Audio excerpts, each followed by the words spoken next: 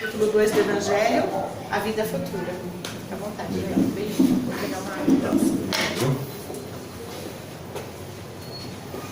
Boa noite a todos. Que a paz do Cristo esteja conosco. Primeira vez que eu venho até a casa, já conhecia de nome, tinha muita vontade de conhecer, mas a preguiça não deixou, né, Anselmo? Então, eles me laçaram, me trouxeram até aqui hoje, e eu me sinto com muita satisfação por ter essa oportunidade de vir até aqui, para a gente conversar um pouquinho de Jesus, falar um pouquinho de Deus, essa coisa que a gente tem de, às vezes, não conversar sobre o Pai Criador, às vezes não falar dos nossos assuntos com a divindade, e mais do que isso, da importância que as casas espíritas, e esta também está nos fazendo e nos dando a oportunidade de conhecer um pouquinho do Evangelho do Cristo, para que a gente possa entender esse Evangelho que nos foi trazido há mais de 2000 anos e ainda nós temos dificuldade de entendimento desse Evangelho. Mas mais do que isso, dificuldade para aplicar ele no nosso dia a dia. O tema que a Márcia nos propôs, que a casa nos propôs, é a vida futura, que está no Evangelho capítulo 2. Deixa eu passar aqui. E ela começa com uma passagem de João que diz: Pilatos, tendo entrado de novo no palácio e feito vir Jesus à sua presença, perguntou-lhe: És o rei dos judeus? Respondeu-lhe Jesus: O meu reino não é deste mundo. Então, o que Jesus quis dizer com essa passagem, com essa frase, dizendo que o seu reino não era desse mundo, e que o seu reino não estava naquela ocasião? Primeiro, que o reino de Jesus existia, de que ele estava em algum lugar, mas que não estava ali. Nos deixa entender que esse reino ele está em outro plano, num plano diferente desse plano terreno. Nos faz entender que ele está num plano espiritual. Nós estamos em novembro, e no dia 2 de novembro nós comemoramos aí o dia de finados, passado, foi até feriado, onde nós nos comemoramos aí o dia dos mortos, mas para nós espíritas, devia ser o dia dos vivos. A gente tinha que comemorar o dia dos vivos, porque a nossa essência é uma essência espiritual. Obrigado. A nossa essência é a essência de espíritos desencarnados. Então precisaríamos comemorar o dia de finados como o dia dos vivos. Comemorar, por quê? Porque nós temos essa essência espiritual para nós. Então, Jesus, ele se preparou ali há mais de 2000 anos para poder encarnar aqui na Terra, adequando o seu padrão vibratório para nos trazer ali a boa nova. O que tem essa boa nova? Nos deixa o entendimento da paciência, da tolerância, de aplicar o perdão, a lei do perdão para o nosso próximo, a lei de aceitação, a lei do amor, que ele falava muito, desse amor que está dentro de cada um de nós, mas às vezes esse amor está abafado, é um amor que está preso, e a gente precisa colocar esse amor para fora. Jesus falava também que nós, na verdade, e deixava essa noção que éramos espíritos imortais e perfeitos, ou atingindo a perfeição, e que o nosso lugar, na verdade, não era na Terra, mas era no reino de Deus. E onde fica esse reino de Deus? Na espiritualidade. Mas diante disso, dessa informação de Jesus, eu tenho que entender, nós temos que deixar isso bem claro na nossa mente, que no nosso desencarne, iremos ao plano espiritual, chegaremos na erradicidade, só que nessa condição não atingiremos ainda o reino de Deus, porque para atingir o reino de Deus, eu preciso atingir a possibilidade de ser um espírito puro, um espírito perfeito. Nós precisamos atingir o padrão de espíritos angelicais. E eu acho que a gente está um pouquinho longe ainda de virar anjos, bem longe. Então, e o entendimento de que após o desencarne iremos ao plano espiritual, e existe aquela mudança da carne para o espírito, esse desligamento. Por mais que eu tenha tido uma relação com a carne aqui nessa experiência, ou em outras, uma relação equilibrada, não é? Eu segui ali o caminho reto, a porta estreita. Por mais que eu tenha tido uma boa relação aqui nessa reencarnação, no desencarne vai haver ali um choque. E esse choque eu vou ter que tratar num primeiro momento na espiritualidade. Eu tenho que tratar esse choque curando o quê? Uma série de mágoas que eu depositei e ficou no meu perispírito, desequilíbrios mentais, emocionais, espirituais. Eu estando desencarnado na espiritualidade, eu ainda vou trazer aquilo que eu passei com experiências na Terra. Mas lá, nesse primeiro momento, eu me tratando, tomando os remédios necessários para isso, eu vou ter um equilíbrio no plano espiritual. Aí eu vou poder buscar o quê? O conhecimento. Eu vou poder buscar o entender das coisas. Eu vou ter que buscar na espiritualidade, na erraticidade, muito trabalho. Trabalho em prol do próximo. Trabalho em prol de mim mesmo. Para que eu possa me estruturar. Pegar todos os subsídios necessários para que eu possa retornar aonde? Na carne novamente. Já que nós não somos anjos ainda, espíritos perfeitos, eu preciso retornar novamente à carne para quê? Para evoluir. Porque é na carne que eu evoluo de fato. Ah, mas e na espiritualidade eu não faço nada? Eu vou evoluir até um certo ponto.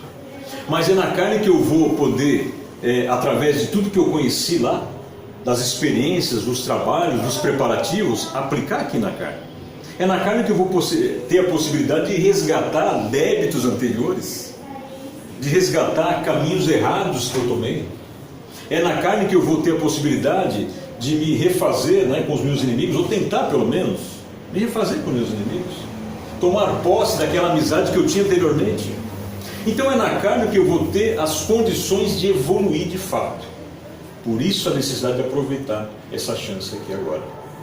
Então, eu preciso me lembrar que se é na carne que eu evoluo, e eu tenho que dar importância a isso, eu tenho que me lembrar de uma outra passagem do Cristo que vai de encontro a tudo isso que nós estamos falando, que é aquela passagem, aquela máxima, que diz: dai a César o que é de César e a Deus o que é de Deus. Então eu dou a César o que é de César, como isso? Entendendo que eu tenho direitos aqui na Terra, já que eu estou habitando esse planeta terreno, de provas e expiações, mas eu tenho deveres também. Eu tenho que pagar minhas contas, eu tenho que honrar os meus compromissos, né? Eu tenho que cuidar dos meus bens, que na verdade não são meus, são emprestados. Eu tenho que cuidar muito bem deles. Eu preciso cuidar do meu corpo físico, que nós entendemos, estudamos que é nosso santuário divino, a casa da nossa alma e do nosso espírito. Eu preciso ter essa relação com a carne muito forte, muito clara na minha mente. Mas eu preciso dar a Deus o que é de Deus. Eu não posso deixar de estar conectado, ou estarmos conectados com Deus, com a espiritualidade, com a divindade como um todo. Eu não posso me esquecer de ter esse equilíbrio com a carne, mas também com Deus. Isso é equilíbrio, para que eu possa de fato aproveitar essa chance de estar aqui reencarnado. Então, se nós falamos de Pilatos, ele, naquela ocasião onde Jesus desencarna, ele já se vê num desequilíbrio imenso. Pilatos, ele achava que as suas mãos estavam sujas de sangue.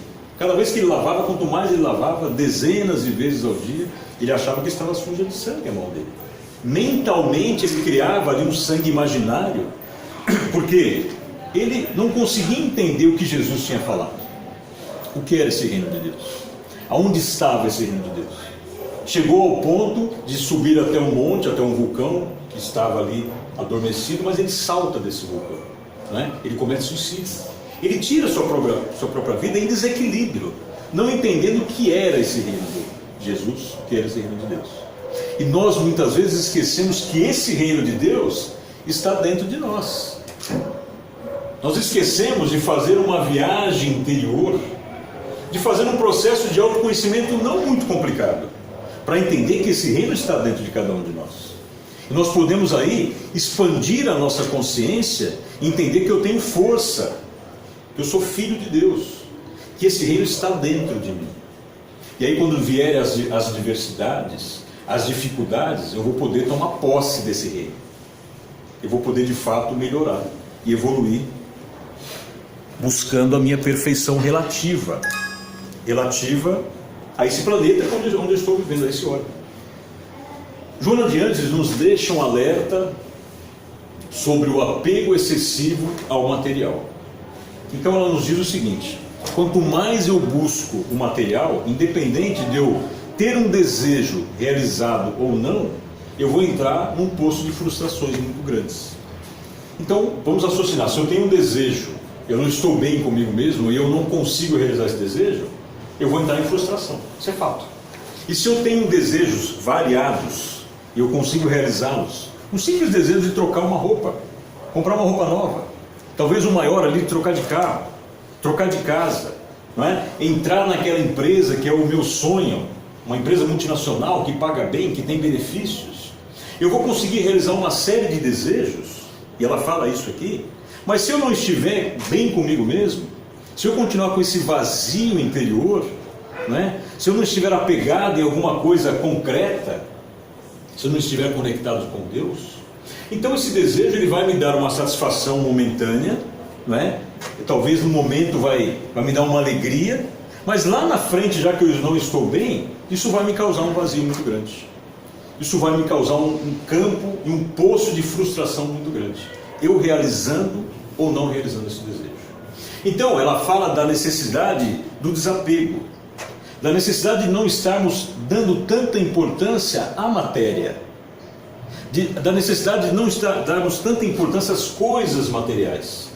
Porque se eu dou muita importância, e em primeiro lugar a importância à matéria, eu estou fixado na terra.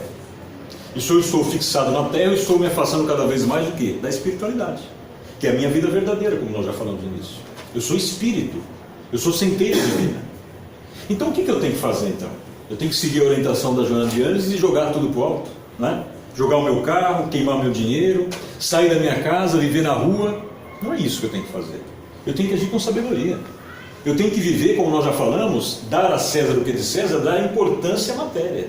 Eu não falei que nós temos que ter essa experiência, já que nós não somos anjos ainda. Teremos que ter várias dessas experiências. Temos que passar muitas vezes pela terra ainda, para poder adquirir essa condição de perfeição relativa a esse órgão. Então o que eu vou fazer? Eu preciso ter equilíbrio. Equilibrar o que eu tenho de material com o que eu tenho de espiritual.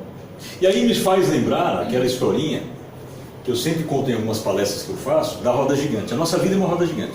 O nosso carrinho está lá embaixo, né? Quando a gente está em desequilíbrio, quando a gente tem dores físicas, dores emocionais, quando tudo dá errado na nossa vida, o nosso carrinho fica lá embaixo, ele não sobe. E aí o que eu vou fazer? Eu vou procurar ajuda. A gente tem que procurar ajuda. E aí eu vou procurar ajuda onde? No centro espírita.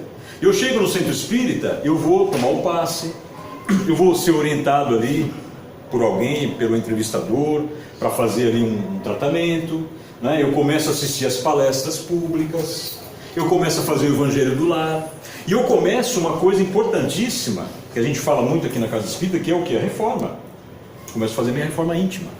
Eu começo a mudar uma série de pensamentos, de atitudes, de escolhas na minha vida. E aí a minha roda gigante, ela sai lá de baixo, vai lá em cima. Fica lá em cima o carrinho, equilibrado. Porque eu estou fazendo tudo isso. Eu estou seguindo a regra, aquilo que é a conexão com a divindade.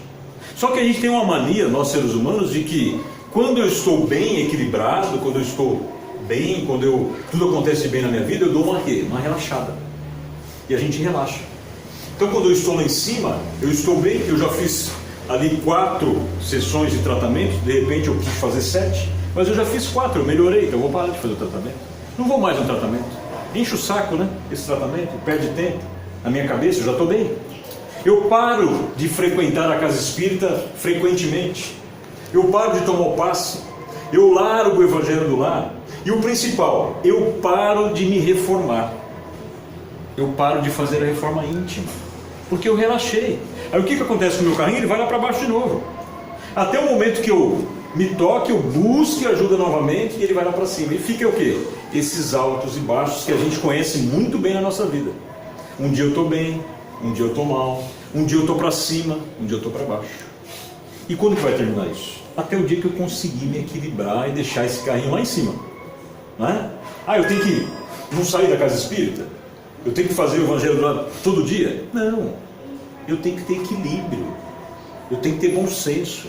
Eu tenho que ter sabedoria. Não é? Eu não preciso dormir dentro da casa espírita. Mas eu preciso iniciar e acabar um processo de mudança importante na minha vida. Não é? Mudanças de atitudes importantes. Eu preciso saber enxergar o outro de uma forma diferente. Eu preciso ver um irmão de rua como um verdadeiro irmão. E não uma pessoa simplesmente que eu não enxergo, que eu passo do lado dela, quase que pisando nela, e nada faço. Não é meu irmão, não é meu parente, não é eu que dei drogas ou álcool para ele. Então a gente tem que ter uma seriedade com essa mudança, muito mais séria do que a gente leva na nossa vida. E aí, nós temos também o processo de desapego que fala o seguinte, que nos ajuda a chegarmos mais equilibrados ao retorno ao plano espiritual. Então nós já sabemos que a nossa vida verdadeira é no plano espiritual. Mas nós não podemos perder a chance de ter essa experiência na Terra e aproveitar essa experiência. Aproveitar com unhas e dentes, pegar de fato essa experiência. E aí eu preciso aprender que a Terra é dividida, ela é subdividida. Num planeta escola, num planeta hospital e num planeta presídio. Por que é um planeta escola? Porque eu chego aqui e eu preciso buscar o conhecimento, eu preciso buscar o entendimento, eu preciso buscar o entendimento do Evangelho do Cristo. E o indivíduo só sai da escola quando ele passa por todos os anos, por todas as etapas. Às vezes a gente tem que repetir de ano, porque eu fui mal em alguma matéria, em alguma situação dessa escola, eu preciso repetir isso. Então nós só sairemos dessa escola quando passamos por todos esses anos, quando nós tivermos o entendimento daquilo que a gente está procurando. Eu vou sair dessa escola, aí eu vou para uma escola melhor, uma escola mais evoluída, uma escola mais equilibrada. É um planeta hospital também porque nós estamos doentes, nós não somos. Nós estamos nessa situação de doença do nosso orgulho, do nosso egoísmo, da nossa prepotência, da nossa arrogância, dos nossos vícios, das nossas paixões, de manias que só a gente conhece, que a gente guarda do nosso íntimo. Então, nós estamos doentes nesse planeta hospital e precisamos de remédios que só tem aqui dentro, compatíveis às nossas doenças, que é o remédio do entendimento em primeiro lugar, que é o remédio de eu achar que o meu irmão realmente é o meu irmão, que é o remédio do perdão, da lei do perdão, que é o remédio da lei do amor. Eu enxergar a pessoa como uma pessoa necessitada. Aquele que me ofende, por exemplo, às vezes ele está passando por uma situação bem pior do que a minha, ele está com um desequilíbrio bem pior do que o meu. Então eu só vou ter alta nesse hospital quando eu tomar todos esses remédios e eles fizerem o efeito necessário, equivalente com aquilo que eu estou procurando. Eu vou conseguir sair desse hospital, e aí eu vou conseguir voltar e retornar para minha casa. Eu não preciso mais do hospital. É também um planeta presídio, porque eu cometi delitos no passado, delitos muitas vezes com irmãos, e aí vem a bondade divina, e Deus nos coloca junto com os mesmos irmãos, os mesmos espíritos que tivemos experiências no passado, para poder sanar débitos anteriores. E eu só vou sair dessa prisão quando eu pagar delito por delito. Se eu não pagar, eu vou ter que retornar aqui, com os mesmos desafetos que eu criei, que de repente eram amigos, agora viraram inimigos, por culpa muitas vezes nossa. Então eu só vou sair desse planeta presídio, desse planeta hospital e desse planeta escola quando eu evoluir e ter um entendimento para isso. Eu vou poder sair daqui, aí eu vou poder alçar uma casa melhor, orbes mais evoluídos, atingindo a minha perfeição relativa a esse orbe, aí buscando uma perfeição relativa a outros orbes, quem sabe um dia chegando num posto de ser angelical. Essa é a nossa meta. Mas então, diante de tudo isso que nós falamos, e o tema é a vida futura, o que nós esperamos dessa vida futura? O que eu espero encontrar na outra vida? Eu não vou encontrar nada diferente daquilo que eu processei na vida presente. O dia de amanhã é o que eu fiz no dia de hoje. Então, ter a consciência que eu preciso plantar sementes positivas.